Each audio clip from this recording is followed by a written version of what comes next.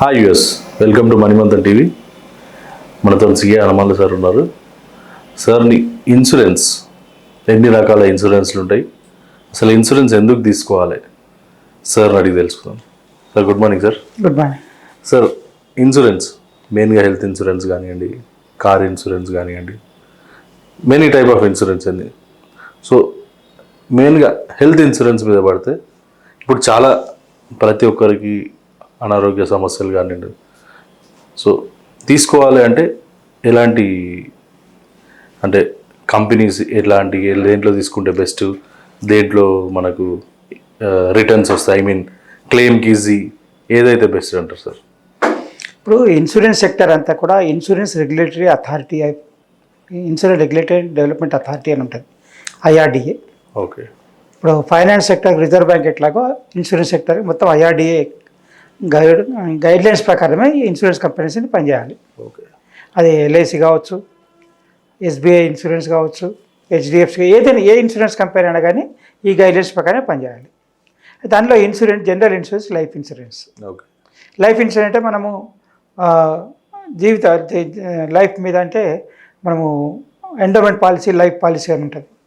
మన life long కడుతూ ఉండొచ్చు, మన సక్సెస్కు అమౌంట్ దొరుకుతుంది మెచ్యూరిటీ తర్వాత. ఓకే. రెండవ కొన్ని పాలసీలు ఇది ఉంటుంది, టర్మ్ పాలసీ అంటారు.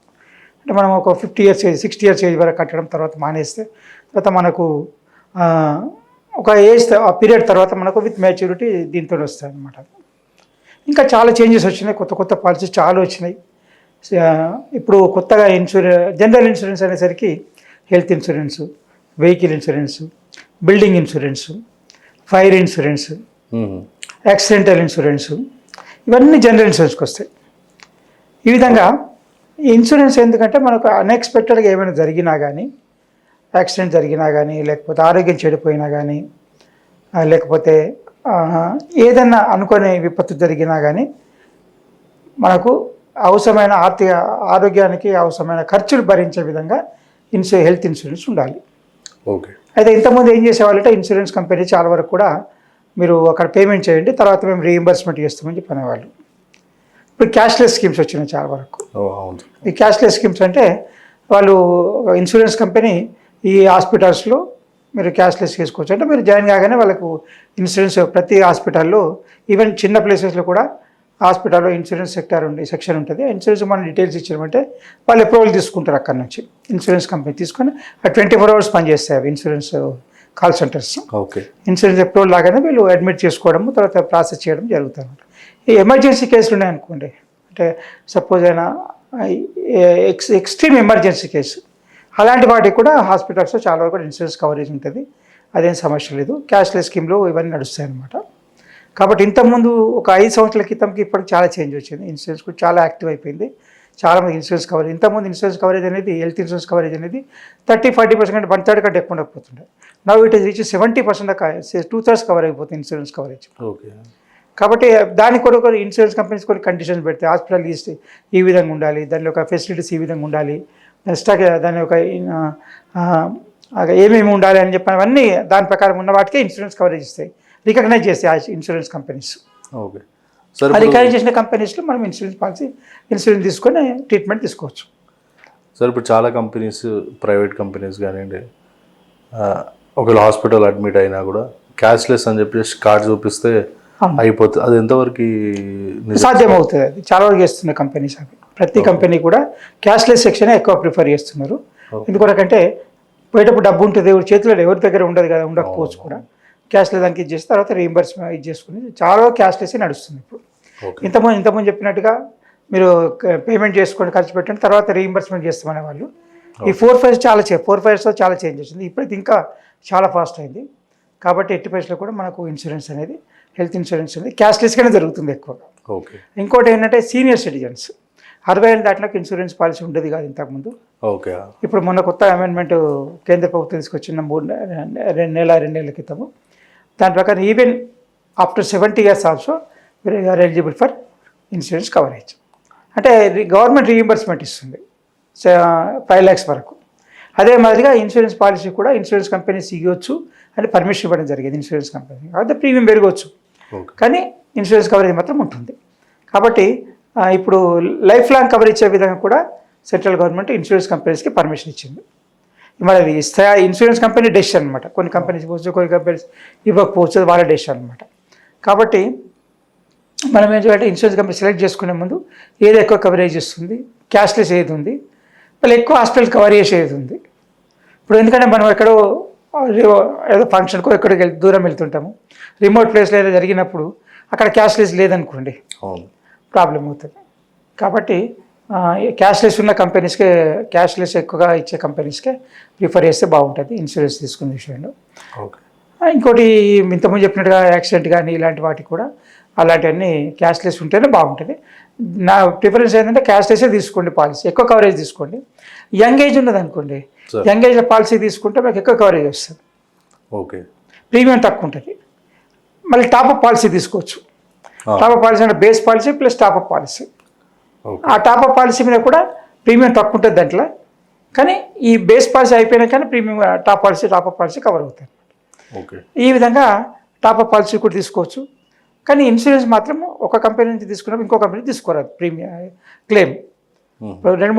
రెండు కంపెనీలు పాలసీ తీసుకున్నాం అనుకోండి, ఒకే కంపెనీలు తీసుకోవచ్చు. దానికంటే ఎక్కువ ఇప్పుడు బేస్ పాలసీ ఒక దాంట్లో, టాప్అప్ పాలసీ ఒక దాంట్లో తీసుకోవచ్చు. అప్పుడు బేస్ పాలసీ దీంట్లో వస్తుంది కవరేజ్, సెకండ్ టాప్అప్ పాలసీ ఏమో దాంట్లో కవరేజ్, ఆ కంపెనీలో కవరేజ్ వస్తుంది. కాబట్టి రెండు మాత్రం ఒక దాంట్లో రావు, అంటే రెండు డబుల్ క్లెయిమ్ చేయరాదు. అదే ఒకే ట్రీట్మెంట్కు 2 సార్లు క్లెయిమ్ చేయరాదు, అది ఇంపార్టెంట్.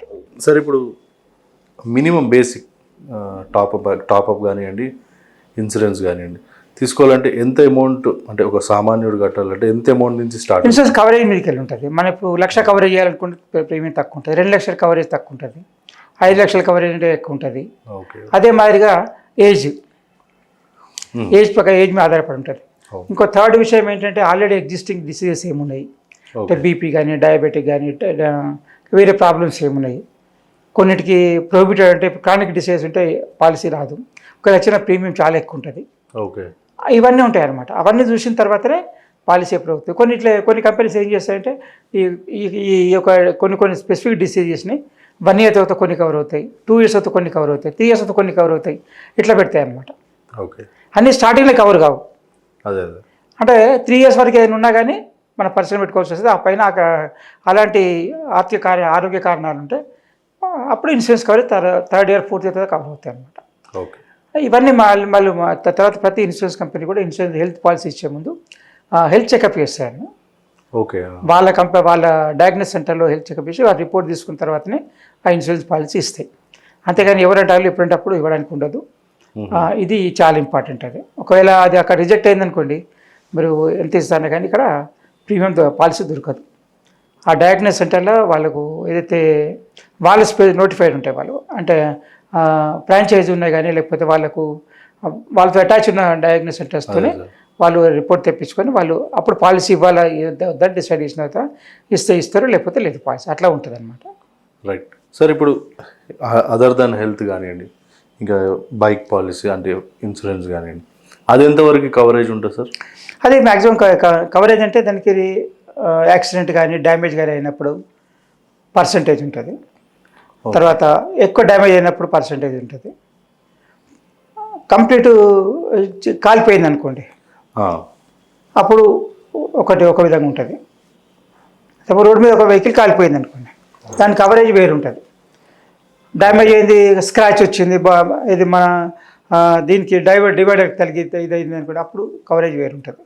అంటే పర్సంటేజెస్ ఉంటాయి అన్నమాట దానికి. ఇప్పుడు మన సెల్ఫ్ మిస్టేక్ అయిందనుకోండి, తక్కువ రీయింబర్స్మెంట్ ఉంటుంది. అలా కాకుండా మెకానికల్ ఇదైంది అనుకోండి, బ్రేక్ ఫెయిల్ అయింది, లేకపోతే ఆ టైర్ పంక్చర్ ఇదైంది, ఆ ఫ్లాట్ ఇదైపోయినప్పుడు అది ఎక్కువ కవరేజ్ ఉంటుంది. అంటే మనకు రీయింబర్స్మెంట్ అనమాట. ఓన్లీ రీయింబర్స్మెంట్ ఇస్తారు ప్రతి షోరూంలో కూడా. మనం ఇన్సూరెన్స్ కవరేజ్ తీసుకున్నప్పుడు వాళ్ళ షోరూమ్ వాళ్ళు ఇచ్చేసిన తర్వాత ఇన్సూరెన్స్ కంపెనీ తీసుకొని మిగతా ఎక్స్ట్రా అయితే మన దగ్గరికి వెళ్ళి తీసుకుంటారు. ఓకే, ఫైర్ ఇన్సూరెన్స్ కూడా అట్లాగే, మనం ఫైర్ ఇన్సూరెన్స్ కూడా తీసుకోవచ్చు. All types of insurance coverage కూడా తీసుకోవచ్చు జనరల్ ఇన్సూరెన్స్లో. అంటే ఫైర్, డ్యామేజ్, ఫ్లడ్స్, లేకపోతే ఇంకెవరైనా రైడ్స్, అంటే ఎవరైనా రాళ్ళతో కొట్టడం కానీ ఇలాంటివి కానీ చేసినప్పుడు కూడా. తర్వాత ఇంకే విధమైన ఇన్సూరెన్స్ కవరేజ్ కూడా వాటర్తో కానీ, లేకపోతే దేంతో జరిగినా కానీ ఇవన్నీ కూడా తీసుకుని కవరేజ్ జనరల్ ఇన్సూరెన్స్లో వస్తాయి. ఓకే, పక్కా అంటే చాలామంది ఇన్సూరెన్స్ లేకుండా బండి నడపడం కానివ్వండి. అది ఖచ్చితంగా తప్పదు. థర్డ్ పార్టీ ఇన్సూరెన్స్ తీసుకోవాలి. ప్రతి కంపెనీ వాళ్ళు కూడా థర్డ్ పార్టీ ఇన్సూరెన్స్ తీసుకోవాలి. వెహికల్ ఉన్న కంపల్సరీ థర్డ్ పార్టీ ఇన్సూరెన్స్ తీసుకోవాలి ప్రతి వెహికల్ ఉన్నారు. ఎందుకంటే రోడ్డు మీద ఏమైనా జరిగినా, ఎవరికైనా ఏమైనా జరిగినా కానీ ఆ ఇన్సూరెన్స్ కంపెనీ రీయింబర్స్మెంట్, లేకపోతే ఇట్ బికమ్స్ పర్సనల్ లయబిలిటీ. ఆ ఇన్సూరెన్స్ లేని బండి నడిపిస్తే, ఇన్సూరెన్స్ కవరేజ్ లేని వెహికల్ నడిపిస్తే ఆ డ్రైవర్ పర్సనల్ రెస్పాన్సిబిలిటీ అవుతుంది, పర్సనల్ లయబిలిటీ అవుతుంది. అంటే కాంపెన్సేషన్ ఇవ్వాల్సిన బాధ్యత డ్రైవింగ్ చేసేది అవుతుంది. కాబట్టి ఆ vehicle compulsory third party insurance చూసుకోవాలి. కంపల్సరీ థర్డ్ పార్టీ ఇన్సూరెన్స్ తీసుకుంటే బెస్ట్. అది ప్రీమియం ఎక్కువ అవుతుంది అయినా కానీ మన కవరేజ్ బాగుంటుంది. మనకు ఎక్కువగా డ్యామేజ్, ఎక్కువగా కాంపెన్సేషన్ ఇవ్వాల్సిన అవసరం ఉండదు. సార్, అంటే మన వ్యూవర్స్కి ఇన్సూరెన్స్ గురించి ఒక మాట చెప్పాలంటే మీరు ఏం చెప్తారు? జీవితం అన్ఎక్స్పెక్టెడ్ ఉంటుంది, ఎప్పుడేం జరుగుతుందో తెలియదు. కాబట్టి అన్నిటికీ ఇన్సూరెన్స్ కవరేజ్ తీసుకోండి. ఓకే.